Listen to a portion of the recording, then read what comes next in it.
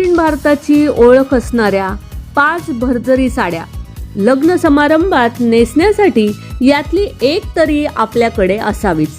नमस्कार, मनभर पैठणीमध्ये तुमचं खूप खूप स्वागत आहे। लग्न सराईचे दिवस आता सुरू होत आहेत। या निमित्ताने सिल्कच्या भरजरी साड्यांची खरेदी करायची असेल तर दक्षिण भारताची ओळख असणाऱ्या या काही सुंदर साड्या आपल्याकडे असायलाच हव्यात। तमिळनाडूची कांजीवरम साडी म्हणजे गर्भरेशमी काठ आणि अतिशय तलमपोत असणारी कांजीवरम साडीला दक्षिण भारताच्या काही भागांमध्ये ब्रायडल सिल्क साडी म्हणूनही ओळखलं जातं, कारण तिकडे नववधूंची या साडीला पहिली पसंती असते।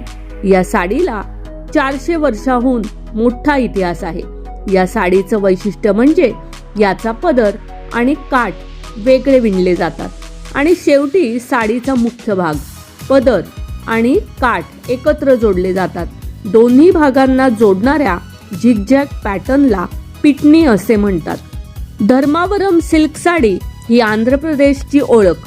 तिथल्या अनंतपूर जिल्ह्यातील धर्मावरम शहरात या साड्या प्रामुख्याने विणल्या जातात। या साड्या त्यांच्या विणकामाच्या विशिष्ट पद्धतीसाठी, विविध रंग आणि साडीवरील उत्कृष्ट विणकामासाठी अतिशय प्रसिद्ध आहेत।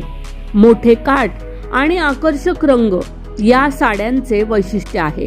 प्युअर धर्मावरम सिल्क साडीचे विणकाम हे 2 रंगांमध्ये केले जाते, त्यामुळे या साडीमध्ये 2 शेड्स तयार होतात। उपडा सिल्क ही आंध्र प्रदेशची निर्मिती असणारी साडी भारतभर प्रसिद्ध आहे।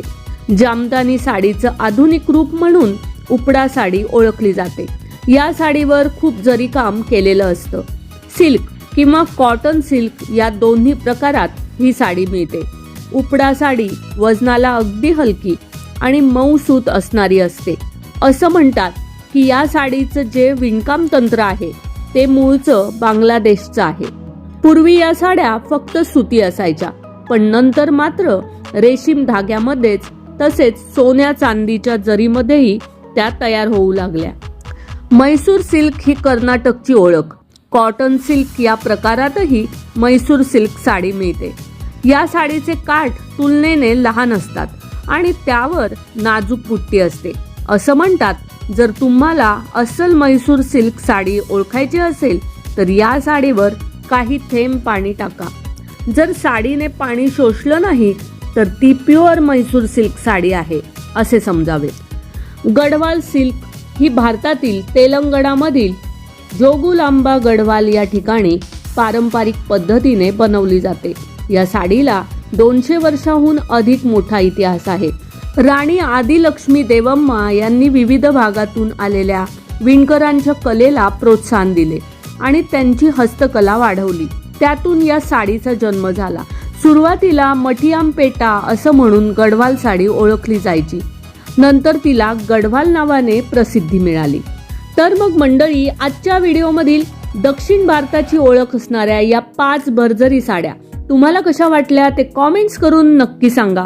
व्हिडिओ आवडला असेल तर नक्कीच व्हिडिओला लाईक करा, जास्तीत जास्त शेअर करून कॉमेंट्स देखील करा आणि हो, मनभर पैठणी या यूट्यूब चॅनेलला सबस्क्राईब करायला अजिबात विसरू नका। धन्यवाद।